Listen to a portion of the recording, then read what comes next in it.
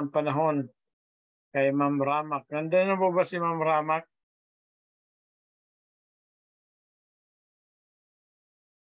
Brown out yata sa kanila. Kailangan ko lang po sana meeting ID. Hindi po ako maka-open ng laptop. Tawagin mo si Ma'am Kalin. Siya po yung may hawak ng ID. Hinihingi po ng laptop Bakit sa amin, ma'am? Laptop naman yung gamit namin. Hindi naman kami hiningan ng ID. Ewan ko po, ano po siguro, hindi to original. Baka MacBook yung sa'yo. Baka Mac yan, Apple. Hindi po. Kasi ang Mac talaga maghihingi ng ID yun eh. Hindi Apple yung ano mo? Hindi po. Kaimito, hindi naman. Langka po. Langka. Ayan. Yan talaga eh. Hingi talaga yan eh. Langka pala yung ano mo eh. Ayaw.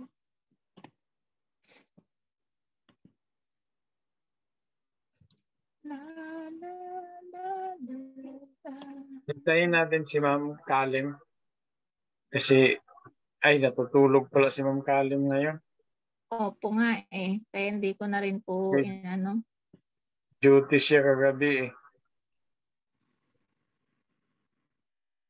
Paano kaya to?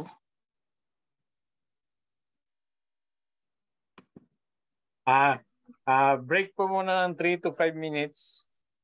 Okay, 3 to 5 minutes mga kapatid. Break tayo.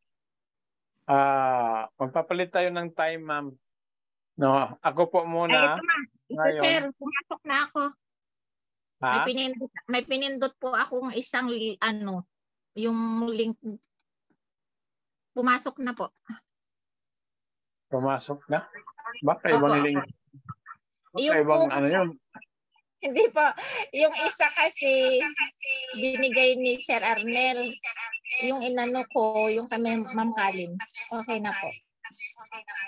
I-off mo yung isa mo, ma'am. Kasi nag-e-echo. I-off mo yung isang sound ng gadget.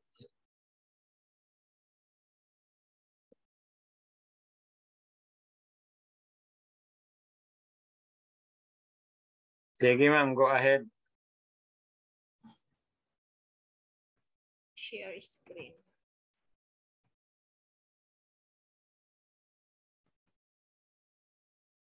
Okay, Matina Kayat. Ito, kailangan ba co-host? Share. Share.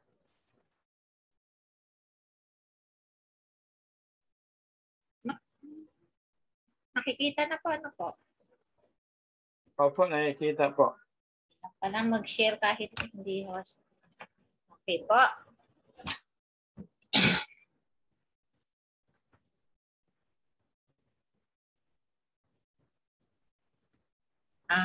Good afternoon, everyone.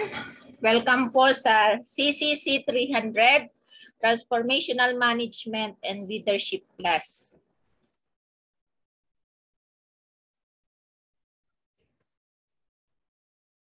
Lahat po ba tayo dito leaders? Who among you here are leaders, managers, supervisors? Anyone po? May mga leader po ba dito sa atin? Or politician? Meron po ba tayong politician dito sa ating group ngayon? Followers lang ako, ma'am. Followers. Followers. Missionary po. I-consider po ba natin yung sarili natin na leader? Yes, ma'am. Malay mo naman, ako po pala yung manager sa bahay lang. Manager na mommy. Then, ngayon pong for 15 to 18 session, we will prepare ourselves to become a transformational leader. O, payag po ba tayo? Magiging transformational leader po tayo within 15 to 18 sessions po to our specific workplace sa ating mga churches where we belong para sa gawain ng Panginoon. Payag po? Amen? Amen. Amen. Dear Amen. God, our Heavenly Father, our fountain Amen of po. knowledge. Thank you so much for today's opportunity to learn. Our glory and honor belong to you. In Jesus' holy name we pray. Amen. Okay. Simulan na po natin. Ang CCC 300 po ay ang gawin na po natin na pag-aaral is discussion. Then after discussion, para may interaction po ang mga tayo bilang mga students, may assignment. Yung assignment po, i-send nyo na lang po sa messenger ko at checkan po natin kasi hindi po pwede na malay mo naman, nakakaantok na po talaga lalo sa akin walang tulog. Natutulog po pala tayo. Joke lang po. Chapter 1, introduce po na natin ang transformational leadership. What is transformational leadership? O sa inyo po ba, ano ang leadership po sa inyong palagay? Lead. Pagiging leader o pagiging follower ang leadership? Ikaw po ang manguna. What? Pwede kang maging leader at pwede kang maging follower. Pwede rin po ba yon? Okay. Yes, ma'am. Ang transformational leadership. Ma'am. Transformational leadership, bakit ba ganito?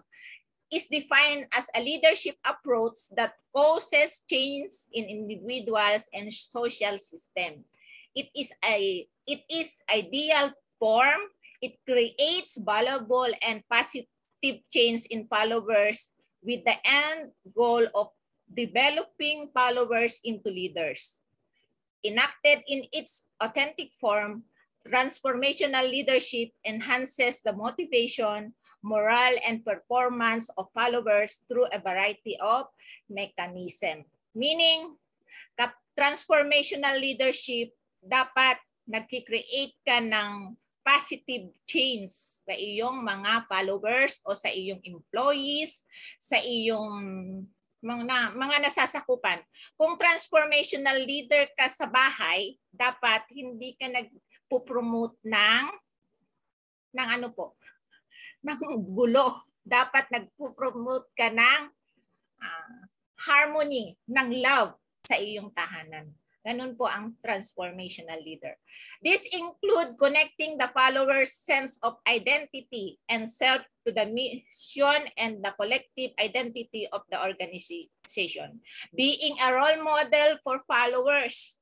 Kailangan model ka, role model for followers that inspires them.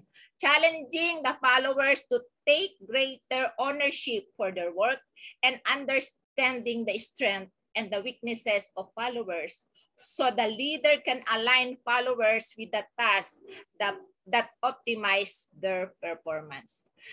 Matanong ko po kayo, saan po ba yung workplace ninyo? Okay na okay po kayo kung ang workplace po ninyo ay nandun po kayo sa gawain ng Panginoon. Pero kung ang workplace po ninyo like corporate, government, sa tingin po ba ninyo, transformational leader po ba ang leadership? O mayroon na po ba kayong naging mga leader na ang sasabihin sa inyo wait until you become a boss? Sa tingin po ba ninyo, transformational leader po ba yung mga ganong klaseng leader? Hintayin mo munang ma-promote ka at maging boss ka bago ka umangal, magbigay ng iyong suggestion. Sa tingin po ba ninyo, transformational leader po ba ang mga ganong leader? Ang sabi po dito sa ating definition, kailangan po siya ay challenging the followers to take greater ownership for their work, and understanding the strength and weaknesses of followers. May mga components po ang transformational leadership. Huwag po kayong malito. Itong components po na to 4. At ito po ay tinatawag din pong 4I ng transformational leadership. So, kung sa exam maging question, what are the 4 I's of transformational leadership? Hint na po ito, yun po ay yung components. Ang itasagot nyo po dun ay yung components. Kasi tinatawag din po ito na 4 I's ng 4I. I po kasi siya, nagsisimula po lahat siya sa I ng transformational leadership. Ang una ay idealized influence. Idealized influence describe leaders who are exemplary role models to their followers. Role model sila. Nagpapakita sila ng exemplary, mataas na pagiging role models. Leaders with idealized influence can be trusted and respected by associates to make good decisions for the organization. Itong idealized influence na mga leaders is the most important thing na kung gusto ninyong maging idealized influence leader, kailangan leader kayo na nag-lead by example. Dito sa LIMS, maririnig po ninyo dito sa students yung salitang walk your talk. Ano po? Kailangan yung sinasabi mo ay maglilid ka na, yung sinasabi mo ginagawa mo.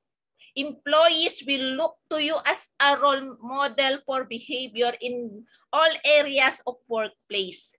If you lead with authentic, kailangan authentic, hindi plastic ang iyong paglilid. Employees will pick up that behavior and feel inspired to maintain that high standard of performance. So, Yes, ma'am. Yung paglilid na hindi ka nagpapakitang tao, yung peke, yung pagiging pagiging leader mo. Ma'am Rama. Po. Mag-insert lang po ako ng announcement. Yes po. Para sa lahat ng mga chaplains, no? Gusto ko po na mamaster niya yung transformational leadership. Kaya please take note and pay attention to this particular study. Kasi ito po ang ating piyesa, mga kapatid, no? Ito ang ating piyesa para sa ating programa sa pagpasok sa DILG, no? Kasi po halos lahat na lang po ng mga chaplaincy program nakatuon sila sa spirituality. Okay, sa spirituality. Preaching lang ng preaching. Kasi kung mapapansin niyo mga kapatid, preaching ng preaching yung mga evangelicals kasi sila yung mga mahilig dyan, no?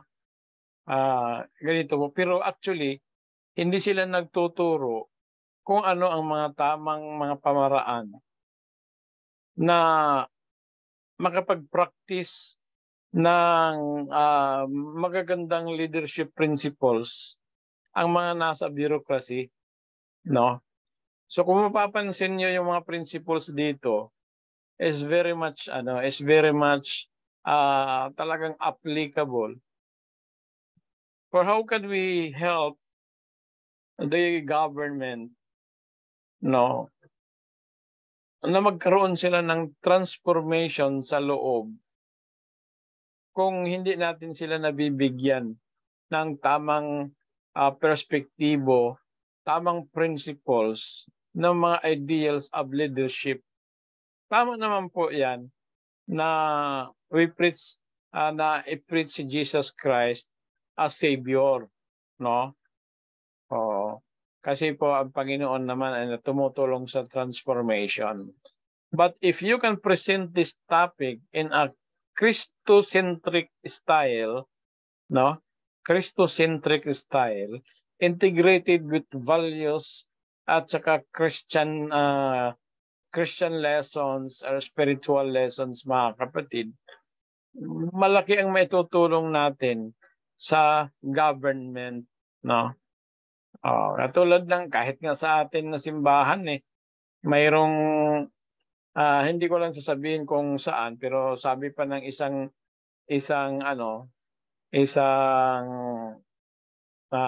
district pastor, no? Hindi ko kung babanggitin kung saan mission. Sabi daw ng parang executive secretary ng conference, wait until you become, no? So kahit pa sa ating mission, sa ating conference, mayroon pang ganung espiritu no? Espiritu. Kaya please assimilate the principles. And if you can integrate Christian values, spiritual values into the application of these principles of transformational leadership, magkakaroon tayo ng isang magandang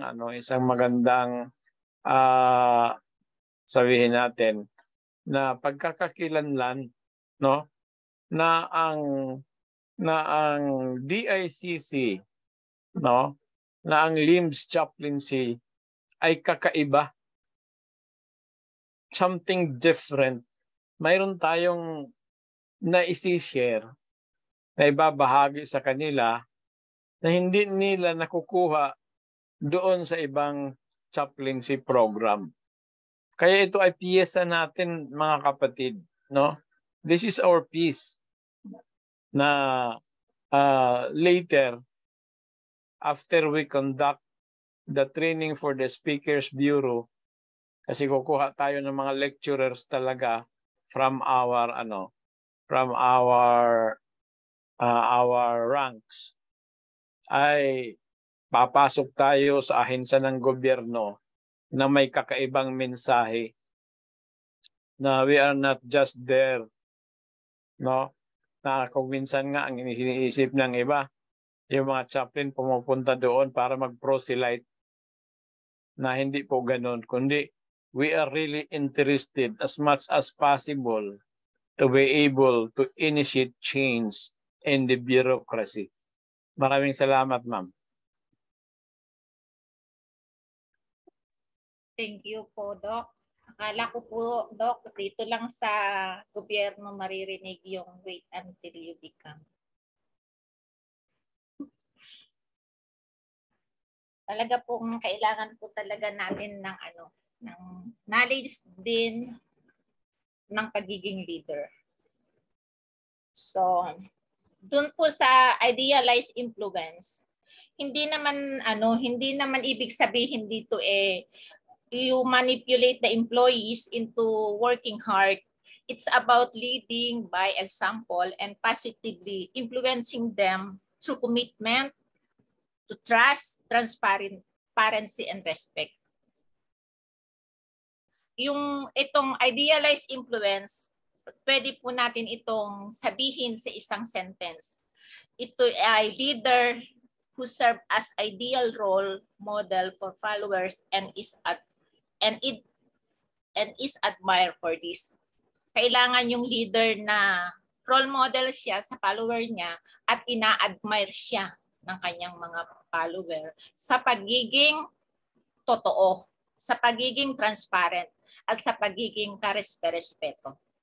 So,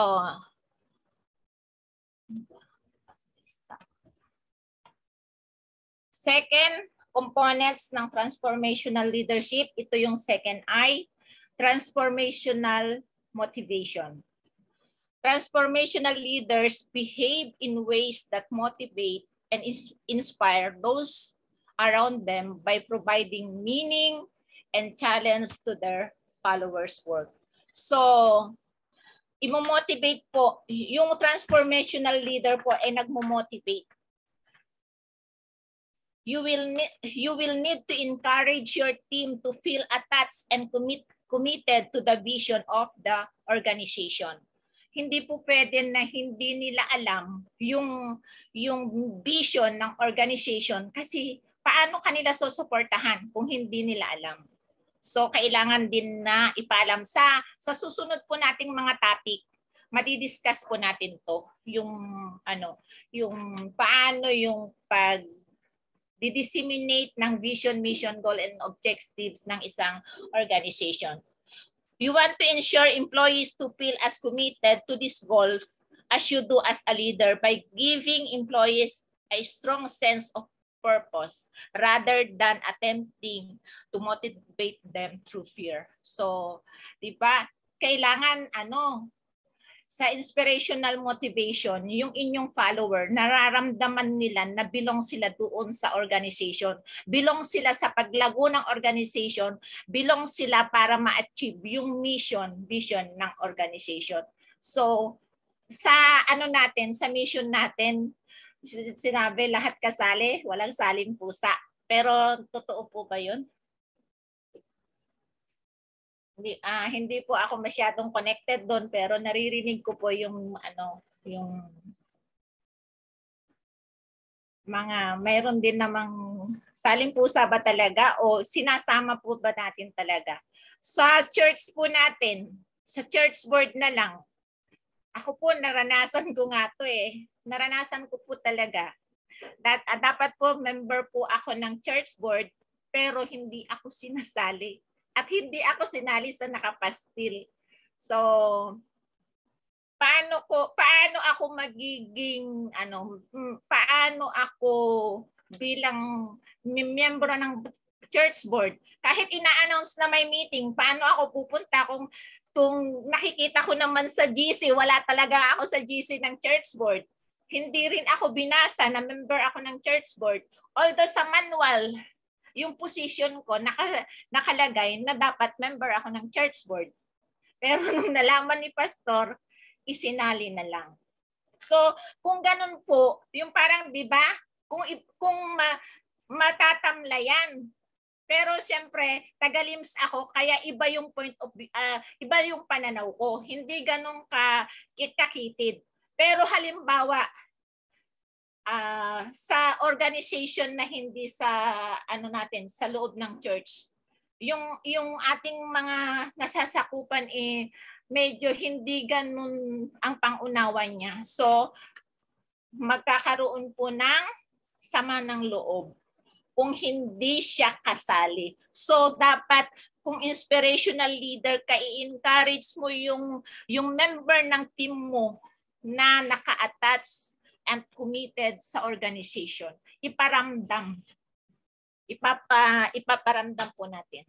So, sa isang sentence, ang inspirational motivation po, ito yung mga transformational leaders who have the ability to inspire and motivate their followers. So, sa pagpasok pa lang po, kung inspirational motivation ang ginagawa mo as a leader, ilulook forward nila yung pagpasok nila ng maaga. Hindi yung sila tardiness kasi ayaw nila na pumasok dun sa opisina mo. Parang ganun po. Sa teacher naman, kung nakakatakot po yung teacher, baka yung bata ayaw pumasok dun sa klase. So, dito sa LIMS, ako dito nai-inspire ako dito. Kaya alam po sa mga bago, meron po ditong mai-inspire ka. Kaya hindi ako nagpapalit. Kahit masama yung pakiramdam ko, ini-open ko ang Zoom ko kasi may inspirational motivation dito. Kaya yung mga bago po, po ninyo, hanapin ninyo yung inspirational motivation para ipagpatuloy ninyo po yung pag-aaral dito sa ating school. makikita nyo po. Andito yung inspirational motivation. Magaling po dyan si Doc Ray. So number 3, intellectual stimulation. Transformational leader stimulate their followers' effort to be innovative and creative by questioning assumption, reframing problems, and approaching all situation in new ways. Pagiging innovative, pagiging creative. Kapag intellectual stimulation ang leader, maa-achieve po ito. Intellectual stimulation help to create change. It is important to challenge long-standing beliefs in the company and push the status quo by encouraging innovation, creativity, critical thinking, and problem solving. Yung mga transformative leaders should help employees feel comfortable exploring new ideas and opportunities that can inject innovation in the organization. You want to establish an environment that welcome growth and get everyone excited about digital transformation and other important initiative in the organization. So, dito sa intellectual stimulation, kung isa kang leader, bakit mo naman hahadlangan yung employees mo na mag-aral, mag-training, kung doon sila magkakaroon ng bagong kaalaman para maging innovative, creative, matuto. Sa mga, di ba ngayon, aminin po natin yung mga old na kagaya ko. Una nga sa opisina, di ba, typewriter pa lang, di po ba? Typewriter ang ginagamit. So, nung nagkaroon ng ito, naglaganap ang ITs, nahirapan po kami. Hirap na hirap kami from typewriter na ginagamit namin, mag-aaral talaga kami sa computer. So, ngayon, hindi ka na makapag-present, makapag-lecture kung wala kang PowerPoint. So, hahadlangan mo ba yung yung as a leader, yung employees mo, yung follower mo na matuto? Kung isa kang transformational leader, hindi mo siya hahadlangan. So, suportahan ka. Di po ba ganun? Ganun po dapat yung leader na nag-i-stimulate intellectually. So, sa isang sentence, ang intellectual stimulation po ay transformational leaders that challenges followers to be innovative and creative.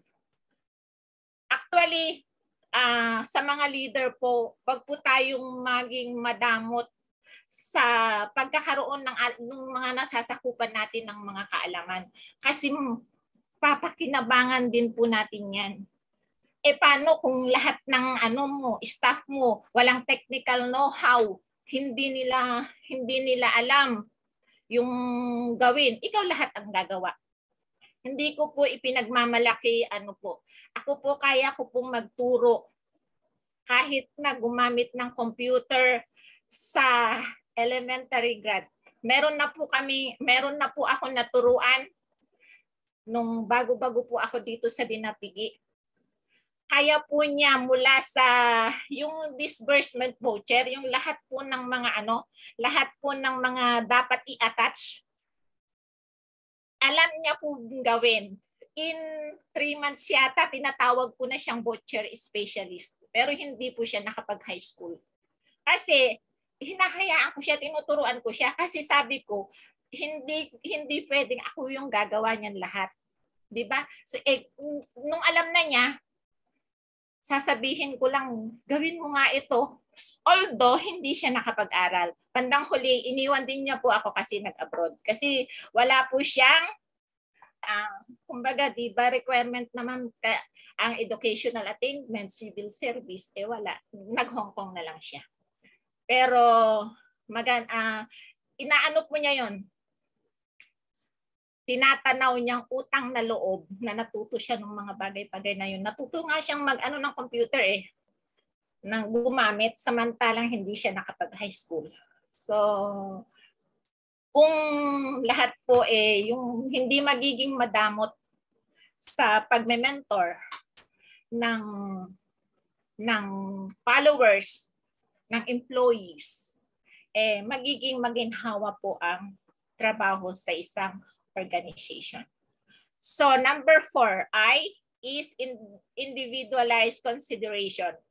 Transformational leaders pay special attention to its individual followers' needs for achievement and growth by acting as a coach or mentor.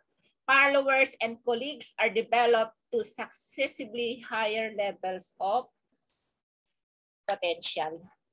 Kasi totoo naman po talaga, bilang leader, ang bawat tao may kanya-kanya pong potential yan. May kanya-kanyang kakayanan. So, ano lang po natin, mag-pay po tayo ng special attention sa kanilang needs at sa kanilang growth.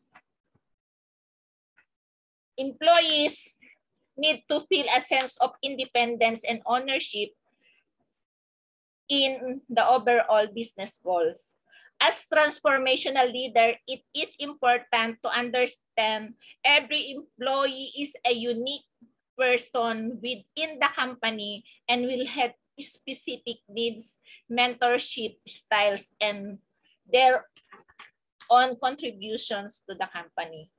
This leader will tailor their coaching and mentorship styles to the employee and help them to reach goals both inside and outside of the organization.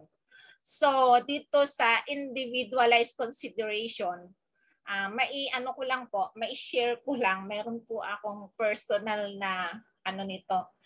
Karanasan nito lang kasi may bago po akong kasama. Actually po kasi siya, hindi ko naman po siya nakakitaan na pwede ko siyang maging staff.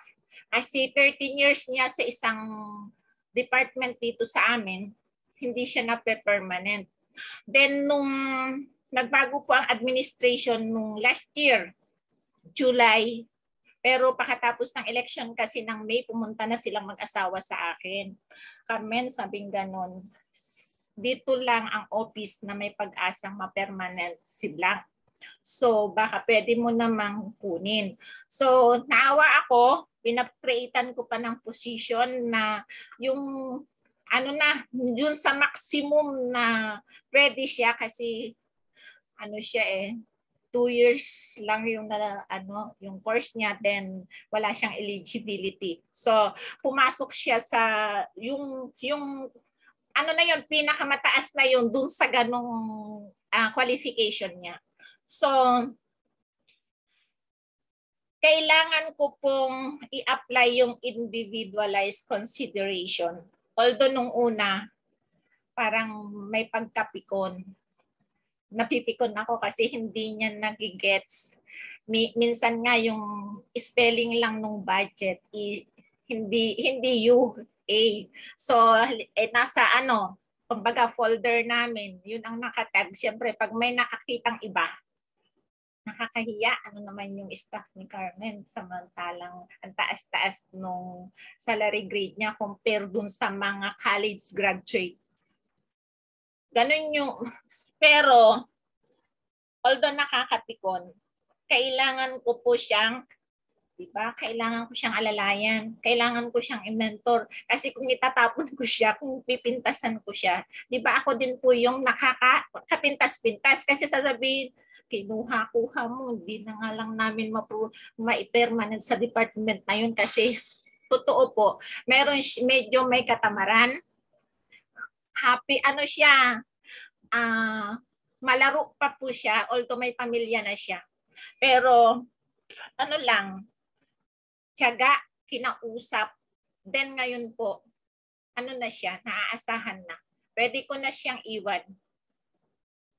Pero, siyempre, maraming pasensya rin yung pinagpasensyahan ko.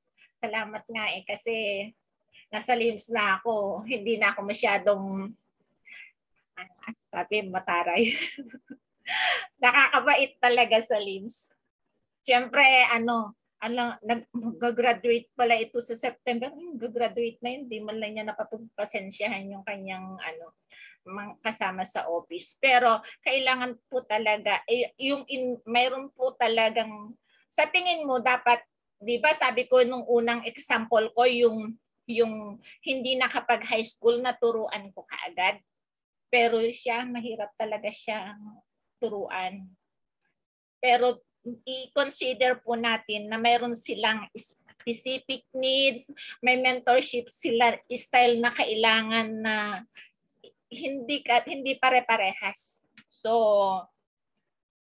pag ipinakita naman po natin yon, matututo po sila.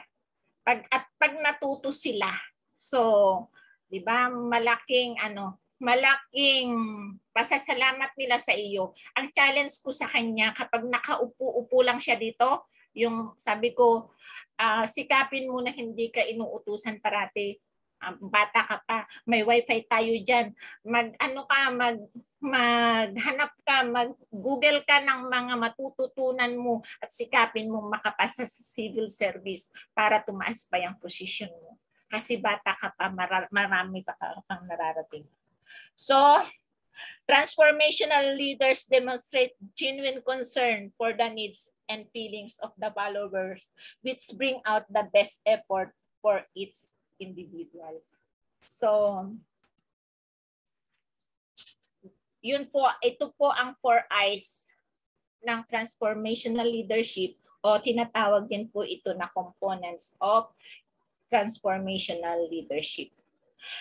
Dito po sa tawag dito? Makikita po natin na ang inspirational motivation, intellectual stimulation, idealized influence, individual consideration, pag pinagsama po yung mga yan, transformational leadership ma-achieve po natin. So, ito, idealized influence, individualized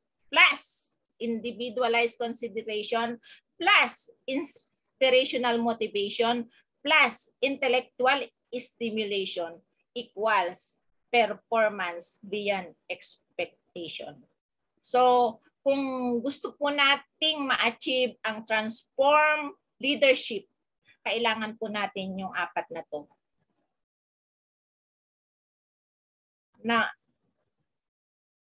Then, punta po tayo sa full range of leadership model. Itong full range leadership model, ito po ay tinatawag na FRLM ng leadership. The full range of leadership model is a general leadership theory focusing on the behavior of leaders towards the workplace in different work situation. The FRLM relates transactional and transformational leadership styles with laissez-faire leadership style. Ito po sa picture na to, ipinapakita po rito yung full range leadership model. Yung laissez-faire leadership, ito yung mga disengaged. Nandito siya sa disengaged, low effort. Yung angkro niya, relax environment siya, pero negative, no direction and minimal support for team. Yung transactional leadership naman, moderate effort and engagement lang po siya. Teams are given clear rewards and consequences. Then, ang contrast niya, teams may feel unmotivated. Pero sa transformational leadership, highly involved po ang mga employees dito, ang followers dito. Teams are often highly motivated by the leaders. Ang contrast lang nito, transformational lead can lead to disenchantment and anxiety. So, transactional leadership depends on, number 1 is contingent reward. Contingent reward leadership involves the leader assign or obtaining follower agreement on what needs to be done with promise or actual reward offered in exchange for satisfactory carrying out the assignment.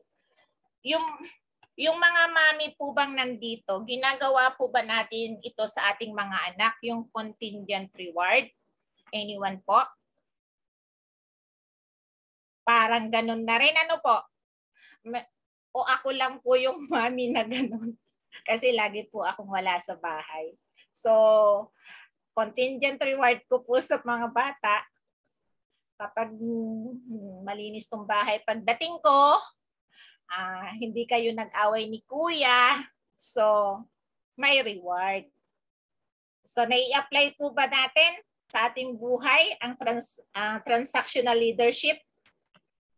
Yes, ma'am. Opo, nakakaanod. Itong contingent reward, na yung mga dati na po dito sa LIMS, ano po ba? Naranasan nyo na po ba ang contingent reward dito sa klase natin? Kay Doc Ray? O sa mga professor? O, yung mga bonus. Mga bonus. Hindi po tayo umaalis sa ano? Hindi po tayo umaalis sa Zoom kasi minsan mayroong bonus yung naiiwan. Naalala ko to. Kaya ang nangyayari na ina-off na ng host. So, at hindi tayo talaga alis. Tapos, yung worms, di ba? Napapaaga tayo ng gising kahit ayaw pa nating dumilat. Kasi mayroong reward. So, but this contingent reward ay nagiging transactional po ito kung ang reward ay material thing. Halimbawa, sa aming mga empleyado, so mayroon din naman kaming reward eh. Pag magtitipid kami, yung sa CNA po namin, yung natitipid namin mapupunta doon sa aming bonus. So, sinisikap po naming matipid yung aming mga pondo sa halip na twice a month kaming bibiyahe, kung kaya na once a month lang kaming bibiyahe. Once a month lang kasi madadagdag po yun sa bonus namin kasi meron po kaming organization. So, yun po yung nakalagay po kasi sa aming CNA. So, kasi halip na halimbawa, yung nag-print lang kami, nagkamali, lalamukusin na namin, tatapon na. So, dahil sa reward na yon, pwede pa naman yung back. Kaya nga po ako, para makatipid, tinatanggap naman po yung mga voucher namin na yung ginamit yung kabila. So, lalagyan ko lang ng X yung mali na na-print ko, yung kabila, gagamitin ko pa para makatipid kasi magiging bonus po namin. At dito po sa contingent reward, magiging transformational po yung reward kapag ito ay psychological yung reward. Kagaya ng, siyempre kapag napuri ka, o diba? Halimbawa ay yung bibigyan ka lang ng certificate of recognition, malaking na yon kasi pwede mong i-post sa iyong wall at magkakaroon ka ng maraming heart. O, di ba? Din, nakakatuwa, nakaka-boost ng moral. So, pangalawa, management by exception. This corrective transaction tends to be more ineffective than contingent reward or the components of transformational leadership. The corrective transaction may be active or passive. Pag active po yung management by exception, MBEA, active. Pag passive, MBEP. So, tandaan na lang po natin yon kasi mahaba pag binanggit pa natin yung management by exception. In MBEA, the leader arranges to actively monitor deviation from standards, mistakes, and errors in the follower's assignment and to take corrective action as necessary. Dito sa management by exception na active, the leader directs attention toward failures to meet standards. Ang pagkakaiba naman sa management by exception na passive implies waiting passively for deviation, mistakes, and errors to occur and then taking corrective action. The leader takes no action until complaints are received. So ito pong management by exception. Ano po ba ninyo to? Nararanasan po ba ninyo ito? Yung passive. The leader takes no action until complaints are received. Nararanasan niyo po ba to? Malimit po. Hindi po kayo taong gobyerno kaya hindi niyo nararanasan or wala po kayo sa community kung hindi niyo to nararanasan. Naano niyo po ba yung mga politician, halimbawa sa barangay level na lang, siyempre si Kapitan hindi yan a-action kahit alam na niya. Kasi siya yung mapapasama sa nasasakupan niya. Boto pa rin yun. So, ang gagawin, ang i-require nila, kahit kitang-kita na nila, maliwanag pa sa sikat ng araw, kitang-kita na, wala pa yan action, kailangan nila ng written complaint. Bakit? Kasi yun yung ipapakita nila doon sa, halimbawa, reklamo sa dito sa mga probinsya, malimit yung yung stray animals, yung mga baboy nila nakawala, na papasok sa ibang bakuran, maninira ng pananim, mga ganon. Although may mga barangay ordinance, hindi yan ipapatupad. At kung mag-complain ka man, hindi pa rin yan hindi pa rin yan a-actionan hanggat walang written complaint. Para yun yung pananggalang nila dun sa nakaperwisyo na nga kasi boto pa din yun. Sa lugar po ba ninyo? Nararanasan po ba ninyo yun? Maswerte kayo po kung hindi nyo nararanasan. Pero sa tingin po ba ninyo, nangyayari yon? Ano po? Nangyayari talaga. Valid po ba yung yung example ko po? So the leader takes no action until complaints are received. Itong isa naman, the leader, yung active naman, the leader directs attention toward failures to meet the standard. The leader direct attention. May kaagad siya. May corrective action na siya na gagawin para maiwasan lang yung failure na yon, para ma-meet niya yung standard, yung dapat ma-meet. So itong isa, yung passive, hihintayin pa talaga. Din po ito, naranasan dito sa probinsya kasi iba talaga kasi magkakakilala lang kasi talaga. Nung medyo matagal na din yun. Yung sanitary inspector namin, kahit na nag-written complaint na ako at yun ang hinihingi, hindi pa rin niya ina-actionan yung mabaho na itinatapon na kasi ang kapitbahay po namin aalaga ng baboy. Di ba dapat naman ang pag-aalaga ng baboy dun sa hindi ka makakaperwisyo. Kung residential, mag-aalaga ka ng baboy, ang baho-baho naman. Habang kumakain, talagang mababahuan ka. Pero hindi siya, naman siya, kung ako mag-a-action ako, kasi hindi naman ako politiko, sanitary inspector yung pinagko-complainan. Hindi siya nag-a-action. To find out, nun na lang kumandidato siya, saka ko na lang kaya pala hindi siya nag-action kasi may balak kumandidato. At sa awa ng Panginoon, natapos pa niya yung 9 na taon, 3 termino as sangguniang bayan. So, ganun yung mga leader. So, number 3, laissez-faire leadership. It is the avoidance or absence of leadership.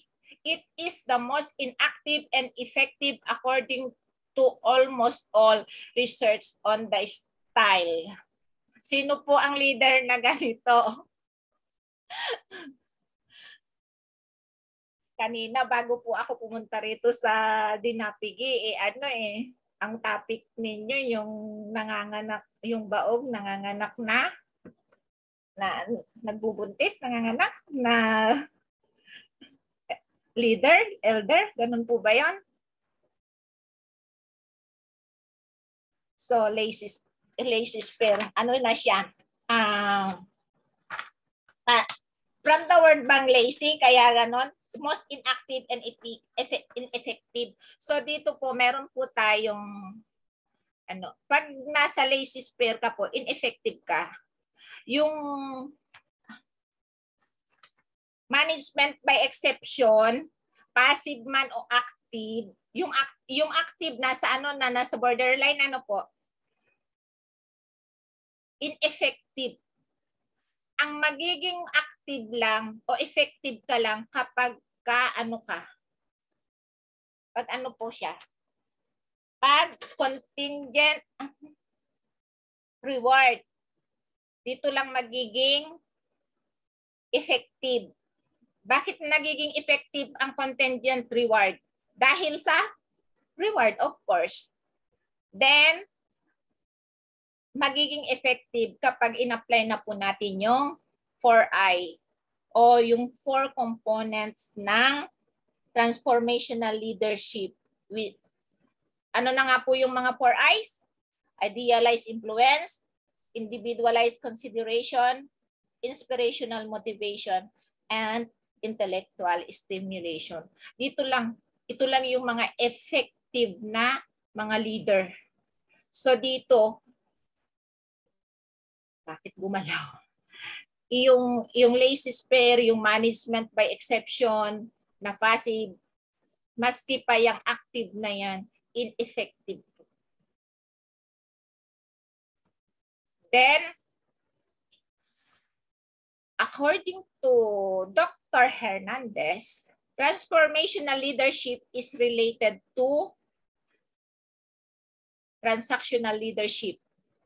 Number 2, charismatic leadership. Number 3, servant leadership.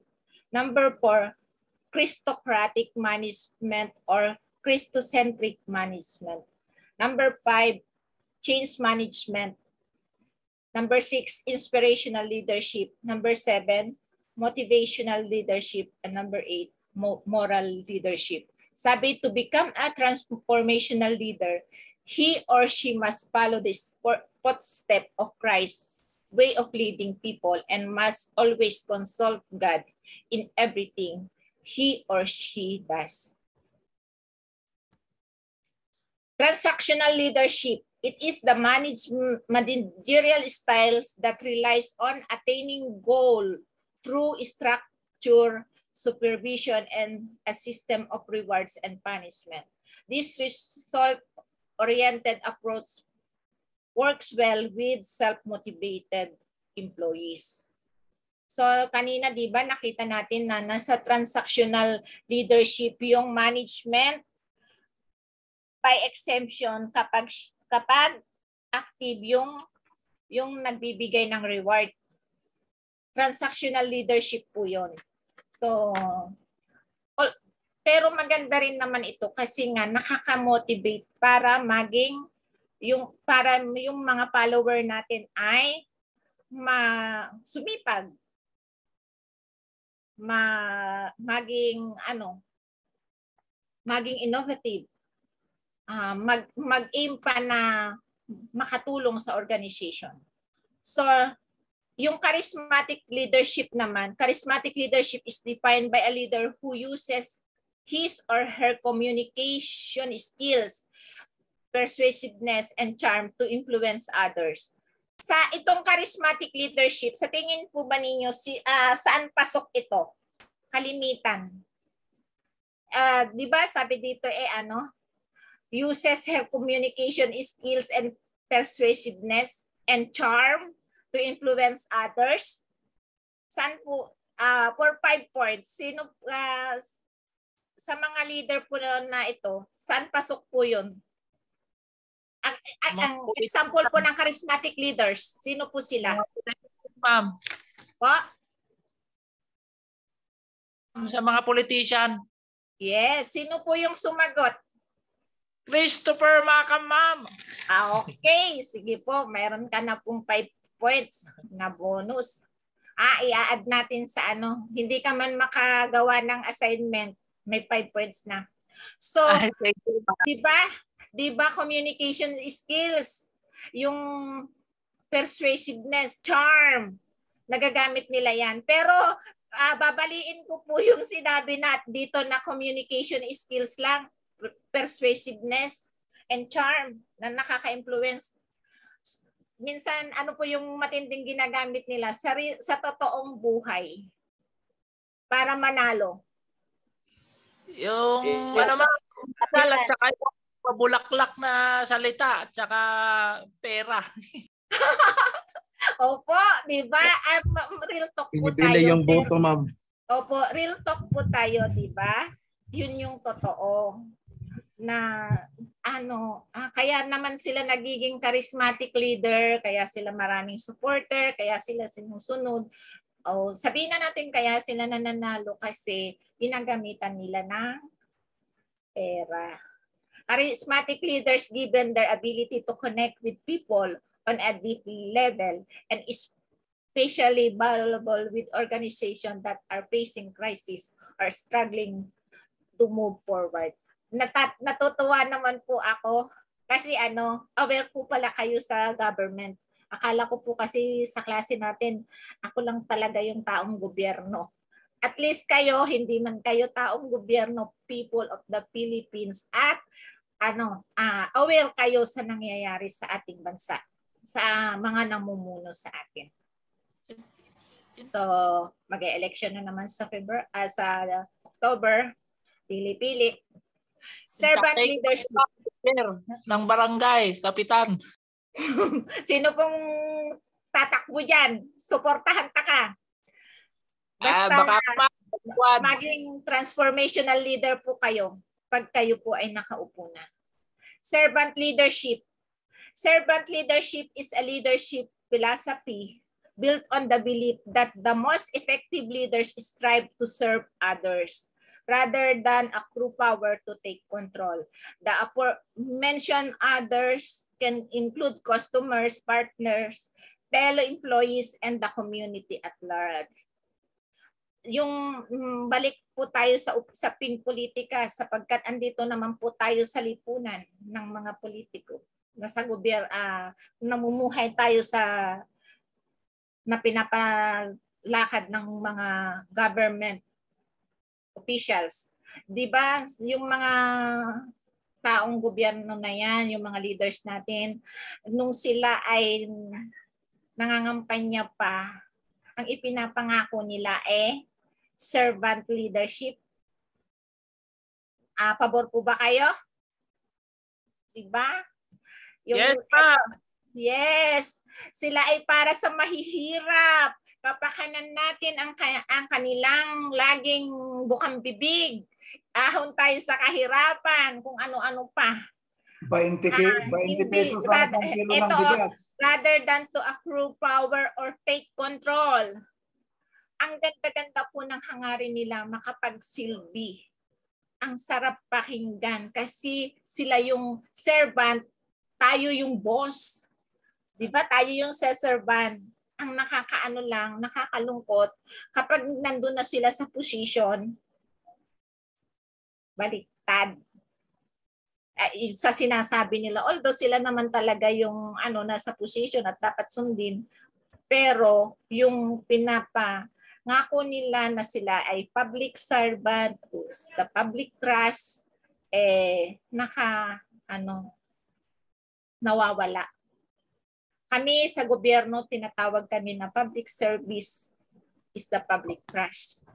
Kami yung O public office sa public trust. Kami yung dapat naglilingkod. Actually, may karanasan na naman ako dito. Kaya ano ko lang po. Nakakalungkot na yung mga kabaro ko lang din sa gobyerno. Ito lang po yung paggamit lang po ito ng motor vehicles. Alam naman natin yan. Ano yan nationwide policy yan na ang kagamitan ng gobyerno, lalo na ang mga sasakyan, ay dapat hindi gamitin sa pansarili. Kapag ka hindi na office hour at hindi ka naman naka-official travel, kailangan naka-park sa loob, sa compound ng office. So, ano na yan? Nationwide, ano yan, national na batas yan ng COA. Pero, at iyon isinusugan pa ng aming, dito sa local, mayroong ordinansa ang pamahalaang bayan. Pero, hindi yan sinusunod ng mga empleyado. Meron po akong, ito po yung mahirap sa akin, kaya maraming galit sa akin. Siyempre, kapag merong nasilip, ginamit sa ganito, nakita raw sa sabungan, ginagamit pa ng asawa, inuuwi. So, isusumbong sa akin, so kailangan kong aksyonan. Nung 2 beses ko nang kinausap yung concern. Tapos nung sinagot pa ako na ma'am, yun lang ba na ilang araw lang na nakita nila na kasakay ko doon yung mga anak ko, yung ganyan-ganyan, big deal na ba sa inyo? Sabi ko sa kanya, hindi yan big deal sa akin. Kasi hindi naman akin. Ang nakakahiya, nakikita tayo ng mga mamamayan, mga taong bayan, wherein sila yung nagpapasahod sa atin. Bakit naman ako mahihiya sa kanila? Ako ang nag-o-office, sabi niya. O di ba nakakababa sa pagtingin ng mga taong bayan kung may mga public servant po na gano'n. Di ba? Kasi yung paggamit ng ari-arian ng government is privilege, hindi karapatan. Pribileyo lang po namin yun. So, wala, sa bagay, hindi naman natin mababali. Yun yung kanyang, yun yung kanyang paniniwala. Pero, meron po kasing, na dapat may fine na siya. Ayaw din magbayad ng fine. So, pero, dahil, alam nyo naman, ang mga politiko, mababait yan sa mga gumagawa na nga ng mali. Ay di wala rin, hindi rin lang siya nag-fine. Kasi mas matapang pa siya kaysa doon sa nagpapatupad. Siya pa nga po yung galit sa akin. Kasi bakit daw big deal na sa akin? Di tingnan ko raw lahat yung mga iba pa dyan na gumagawa raw ng katiwalian. Ang ko doon. So nakakalungkot na may mga public servant po na gano'n. Sana kung magkaroon po tayo ng mga pagkakataon na mapabilang na maging public servant ay hindi natin gagayahin yung mga gano'n. Ang sumunod po ay ang Christocratic management or Christocentric management. This is a type of management style which places Christ as the center of one thought, speaking, action, or organizational system. It also means putting Christ first, last, and everything in one's life and the life of the whole organization. So, doable po ba sa atin ito? Kaya po ba natin? Alam niyo po, si Jesus po kasi talaga yung nag-practice ng Christocentric management. Jesus won the confidence of the people sa pagiging leading by example. So, sa tingin po ba ninyo, yung sa mga tagalims, doable po ito? is the type of management style which places Christ as the center. So, mahirap pero sikapin po natin kasi yun po yung ano dapat makita po sa atin. May mga pagkakataon na lumalabas yung ano natin, yung temper. Minsan hindi tayo Christo-centric. Pero magagawa, matututunan. Kaya po ba? Any reaction Kaya, po? Kaya? Kaya ma'am, kahit mahirap. Kaya sa tulong ng ating Panginoon. Tulong ng ating Panginoon. Opo, sa tulong ng ating Panginoon. Ano naman nasa process po tayo. So, change management. Change management is the application of a structured process and set of tools for leading the people side of the change to achieve desired outcome. Actually po, ito yung mahirap sa lahat ng management. Bakit ko po nasabi? For 10 points. Bakit po ang change management ang pinakamahirap? For 10 points Ako po. po, try to answer, ma'am. Sige po. Kasi nasa DNA na kasi nila kung ano yung kanilang ginagawa, kumbaga daily routine. So ang change kasi ay hindi siya agad-agad may apply unless na yung tao ay willing to learn something. So kaya mahirap siya. Pero sa mga taong nagnanais matuto, nagnanais na magkaroon ng panibagong attach, hindi mahirap sa kanila yon. Okay, sino pa po ang may may idea bakit ko nasabi po na yung change management mahirap i-apply. It is the application of structured process instead of leading to people change to achieve. Sino po? Ay, lista ko po. Mag-try po ako. Sige, Hello sige po. po, go ahead po. Yes po.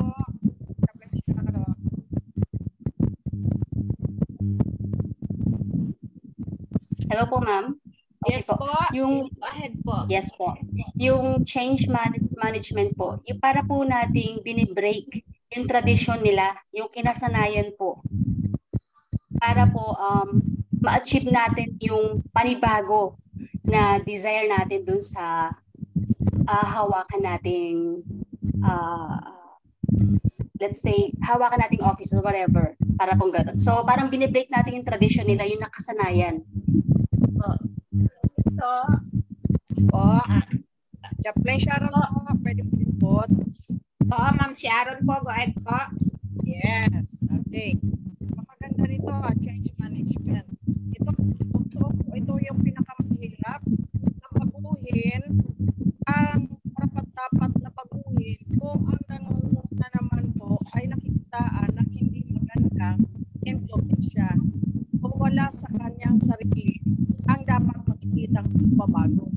Kailangan kasi yung nagmamanage dito ay siya unang mabago sa sarili bago pasunurin yung iba. Kasi it will follow na lang pag nakikita na ikaw mismo ay nagsiset ng good example. Okay po, thank you po sa po nyo, mga inputs po ninyo. Actually po, masasabi po natin na yung change management, mahirap po talaga kasi lahat po tayo ay resistant to change. Tama, di po ba? Actually nga, di ba? Yung binago lang yung ating 1,000 bill, ang dami na nating complain. Napakahirap nating tanggapin na yung hindi pwedeng tiklupin, hindi pwedeng ang dami-dami na. Although na po ba 'yon? Na-i-apply po ba 'yon? Actually hindi naman Kasi yung bago nating 1,000 pesos na papel, may naman still nagagamit pa rin naman natin kahit na natiklop. Di ba? Marami lang tayong complaint noon kasi hindi sabihin na natin na hindi natin alam yung totoo na mangyayari, may takot tayo, or pwede rin nating sabihin na ayaw lang nating baguhin, ayaw lang nating magbago. Example ko lang po yung 1,000 pesos na yon na bill.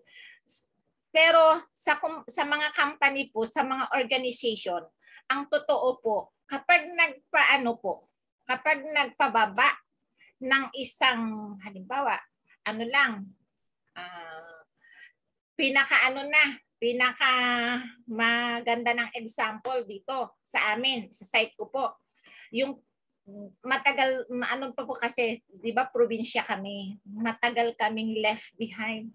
Ngayon, pinatupad lang yung biometrics lang. Ang dami-daming nagalit, biometrics lang.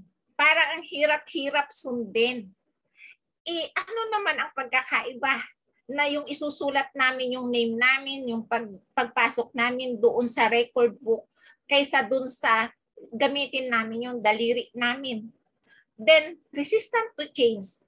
Pero bandang huli, ang dali-dali kasi, di ba, hindi na kailangan ng ballpen doon sa anuhan namin. Minsan kalimitan, nagiging hassle pa sa amin yung nawawala yung ballpen doon. Pagdating namin doon, may mga naghahabol na nga sa 8:00, hindi pa nila madampot kaagad yung ballpen nila. Bandang huli, yung lang daliri lang na lang doon sa biometric lang, ang dali-dali naman pala. Saka lang namin natanggap yung palang change na yun, mas mapapabuti pa pala kami. Kasi kahit hindi na nakalimutan namin yung pag-time in namin, hindi na kami doon sa DTR namin, ang oras, kasi ibibigay sa amin yung strip na nakaprint na doon yung aming pagpasok. So, di ba, resistant lang kami. Kaya itong mahirap po itong change management kasi lahat ay meron ng negative na inisip dahil sa changes na yun kasi nakasanayan na. So, pero kapag in-apply po natin ang change management, may mga elements po kasi na dapat ay clear din doon sa ating mga employees, sa ating mga followers. Yung vision, yung purpose na i-define niya bakit kailangan niyang change. Nagiging resistant tayo kasi hindi na-define, hindi clear sa atin. Di po ba? Tapos yung strategy na nagka-clarify sa goal, sa outcome, at sa success nung gagawing change. Then, yung pagko-communicate sa changes na yun. Yung communication na nag-i-ensure na yung changes na yun ay tama. Na information na sa right time at saka nasa right way. Yung changes na nasa professional learning, establish the support for the success. Yung environment ng change, create a safe space for taking an action. At yung tao, yung people na nagpo-provide ng foundation for implementing the change. So sa mga leader na mag-a-apply ng change management, para walang maraming gulo, yung mga employees mo, yung mga follower mo ay hindi mag-resist sa change na yon. Tanggapin nila yon ng masaya, ng may participation. Kailangan lang po ay clear na i-communicate kung ano ang dahilan ng changes na yon. So sa mga sa mga susunod nating mga topic ay pag-aaralan natin yung paano mag-channel ng communication. So, inspirational leadership. Direct, motivates, encourages, and guides a group of people toward individual and common goals. Those who practice inspirational leadership assist their colleagues, employees, and collaborators in contributing the initiative of the whole organization.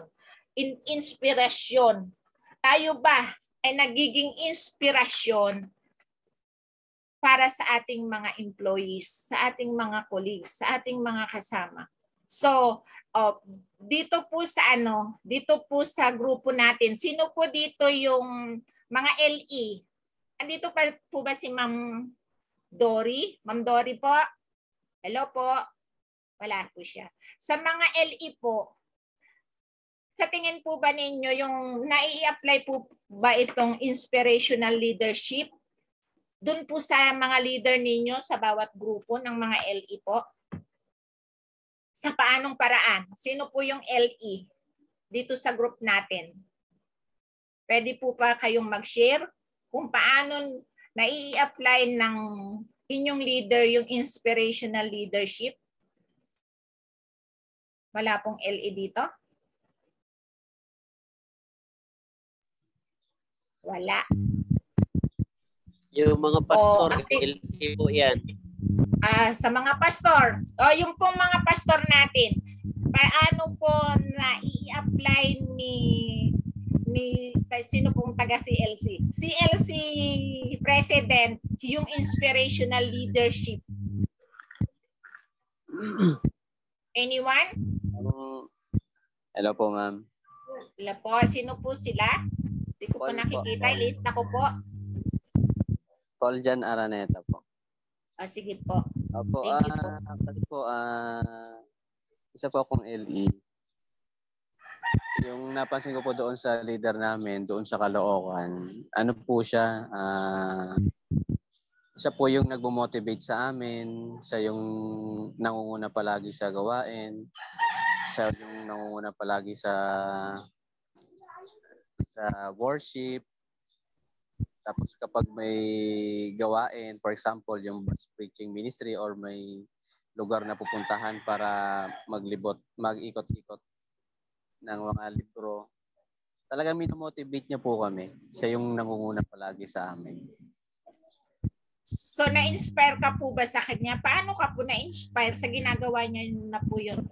Tapos iniisip ko nga po kasi parang hindi ganun kadali yung ginagawa niya kasi lalo na pag yung isang ina-handle niya is parang matigas yung ulo. Siya pa yung yung leader yung nakikisama. Siya yung talagang masasabi mong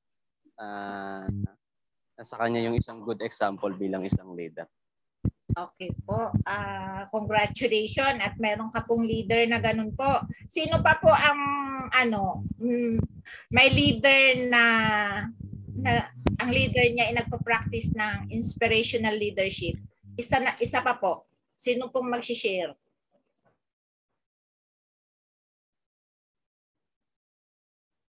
Ako, ayaw nilang ma-exempted sa sa assignment. May assignment po mamaya. Okay, kung wala na po, yung inspirational leader, di ba na-inspire ka? Dito po sa LIMS, may karanasan po ba kayo na na-inspire kayo para pumasok, ipagpatuloy yung pagpasok? Although, di po ba parang yung minsan kasi si Doc nagbibigay ng link, wala pang alas 6 ng umaga. Sa graduating, naranasan po natin yan. Pero gusto mo nang mag-quit, pero na-inspire ka? Meron po bang nakaranas? Ako yun. Sino po yan? Kate Baelma. Naka 5 points ka na po. Sa iba naman. Pero sige po, share your experience. Mag-share po ako. Sino po sila? Unica po. Naka 5 points na din ito. Sino pa po? Ay, okay. Sige po. Yung hindi pa po. O kung hindi, kung ayaw po nilang magsalita, sige po, kahit nakapag 5 points na po, sino po sa inyo ni Pastor Kid ang magsi-share? Sige si ma'am, una siya. Sige po, ako. Yes, ma'am, ako po ay dati nang nakasama sa LIMS. So, para akong naglaylo. Kaya ako bumalik kasi na-inspire ako sa mga dati kong kasama dito at saka sa nag-invite sa akin at lalo kay Doc Ray, yung kanilang pagtsatsaga na mag-share ng kanilang wisdom na mula sa Panginoon. Yung oras nila, iniisip ko, sabi ko sa sarili ko, bakit sila kaya nilang gawin? Bakit ako hindi ko kayang mag-stay up? Bakit ako hindi ko kayang mag-set ng time ko na maglaan ng oras para dito sa LIMS, which is beneficial naman sa akin spiritual life, di ba po? So doon ako na-inspire dito sa LIMS na ito dahil dun sa mga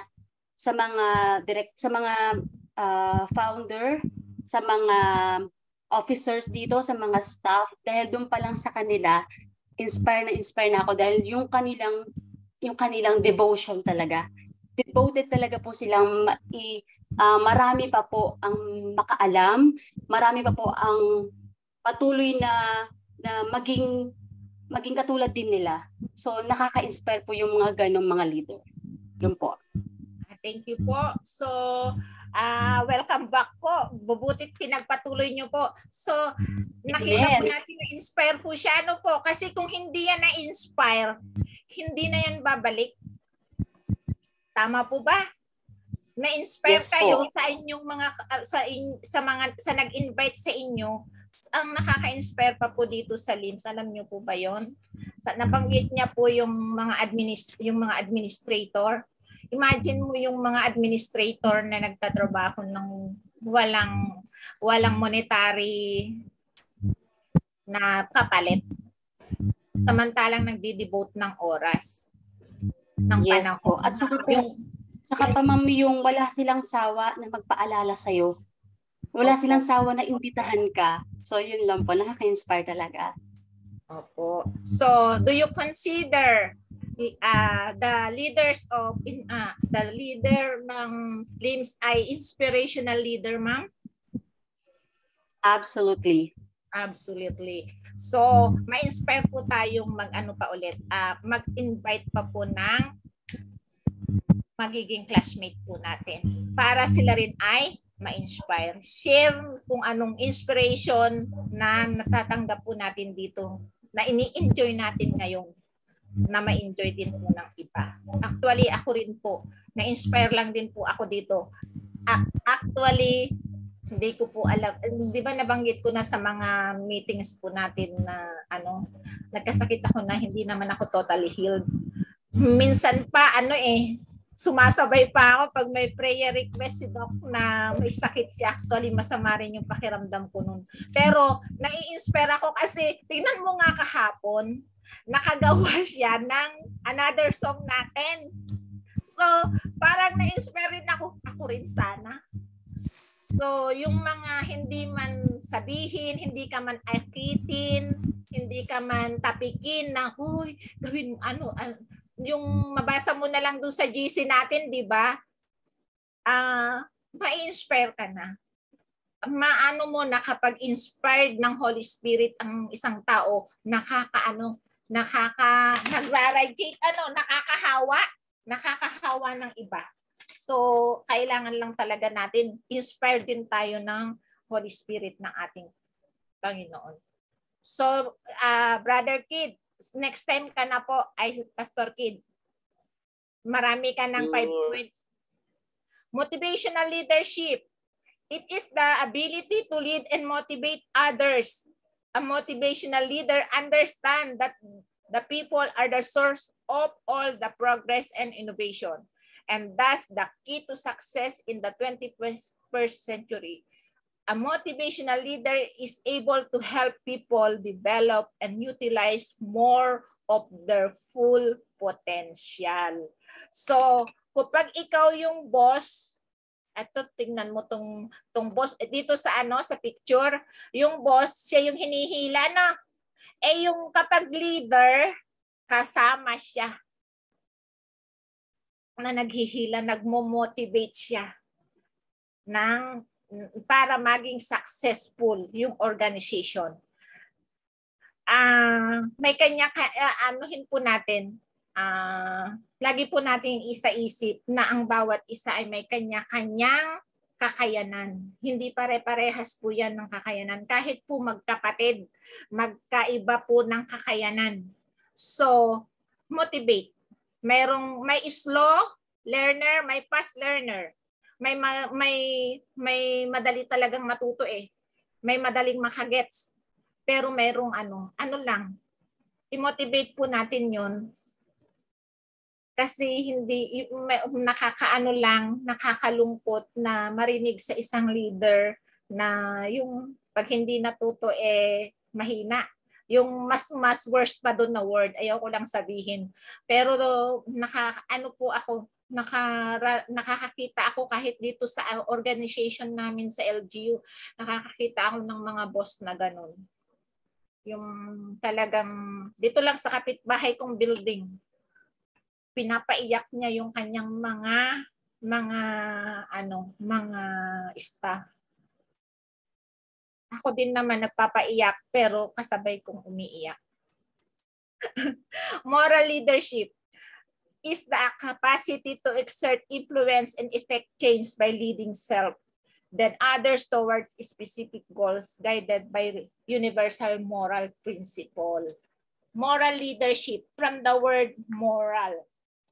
So, pag in-apply natin yung moral leadership, i-ano natin yung personal capabilities ng ating followers. May self-evaluation, may reflection, may initiative, perseverance, self-discipline, rectitude, and systemic thinking. Tapos yung kanyang interpersonal capabilities. Dito, papasok dito yung empathy, encouragement, consultation, family responsibility, and promoting unity.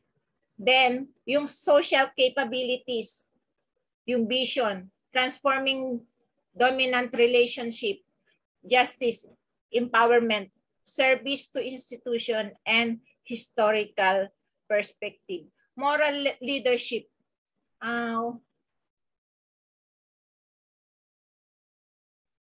Kailangan po ay meron tayong transcendence, service, nobility, at truth. So, paano po natin mai-apply ang moral leadership sa loob? Apply po ba ang moral leadership sa loob ng ating iglesia? Sa mga member po. Sa mga member po muna yung magsasalita. Any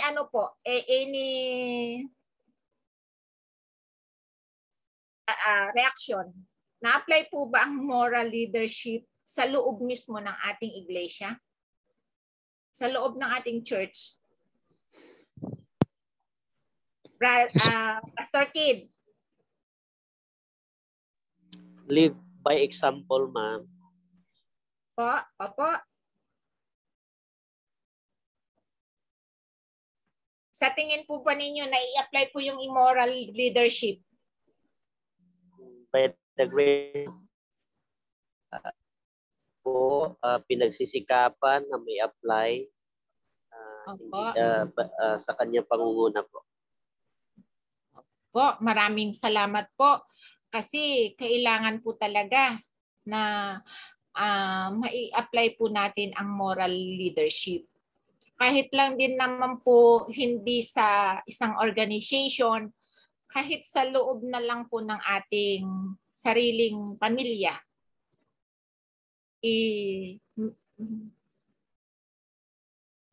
Lalo na yung mga magulang, mai-apply po natin yung moral leadership. Sabi po rito sa Christian leadership ng ating propetisa Ellen G. White, the path of men who are placed as leaders is not an easy one, but they are to see in every difficulty a call to prayer. Never are they to fail by consulting the great source of all wisdom. So, kung sa tingin man po natin ay hindi doable sa atin, andito po yung payo. Ano lang po ang gagawin po natin? Wag na po tayong magmalaki. Wag na po tayong wag nang matigas yung ulo natin as a leader.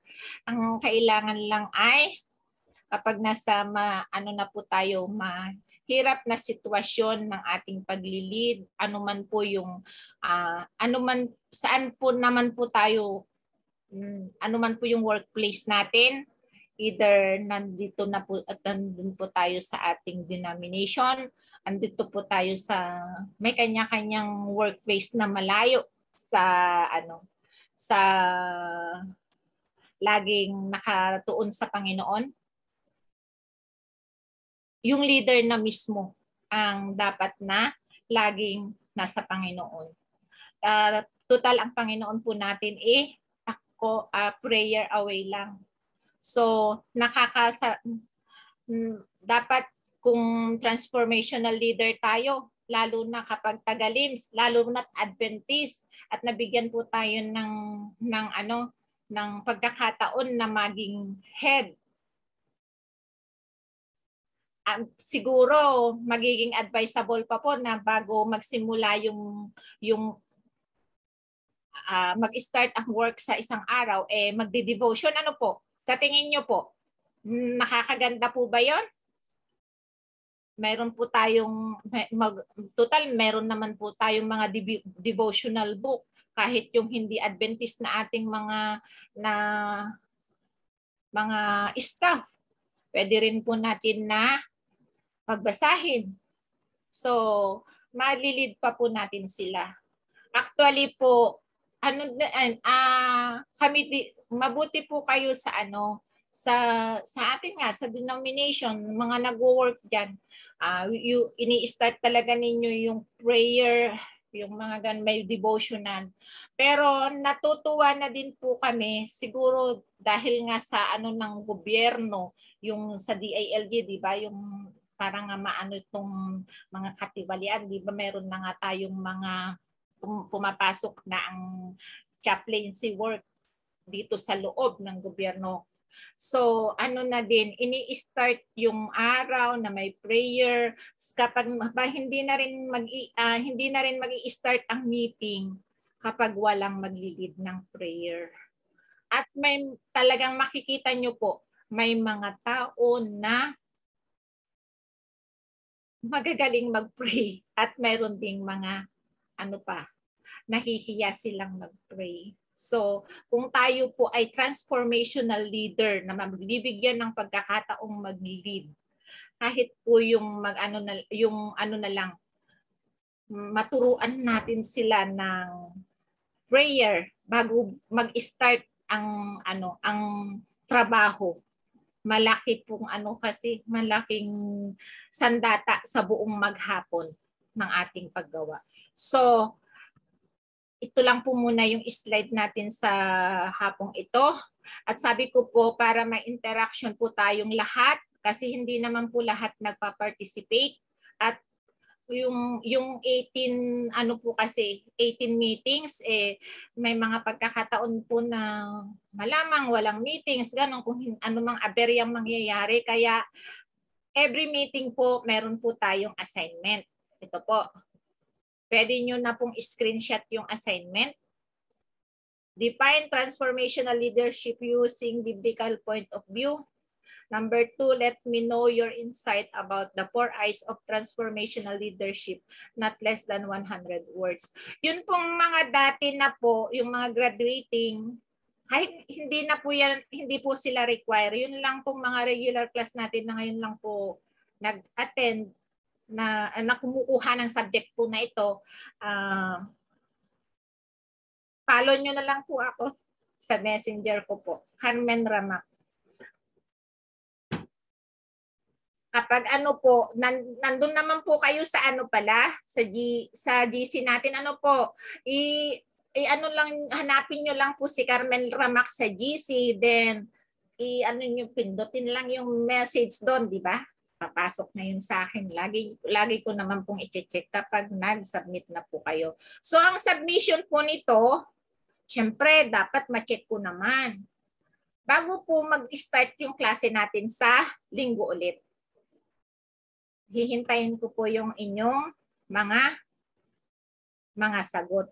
Kasali din po ito sa sa pagbibigay po ng grade.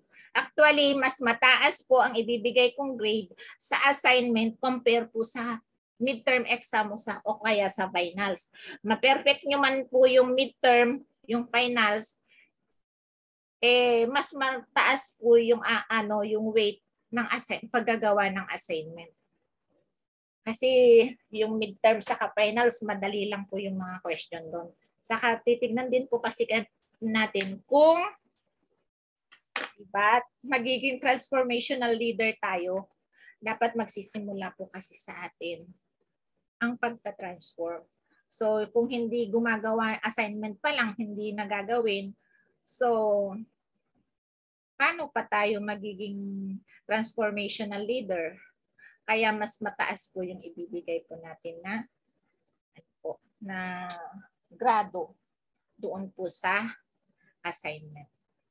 Yun lang po muna sa hapong ito. Pwede na po tayong tumayo muna. Back to you, Sir Adoc.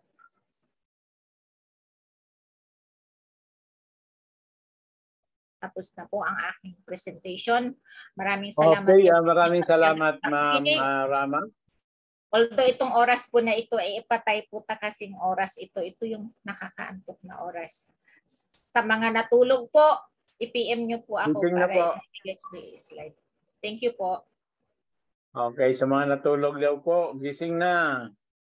Gising.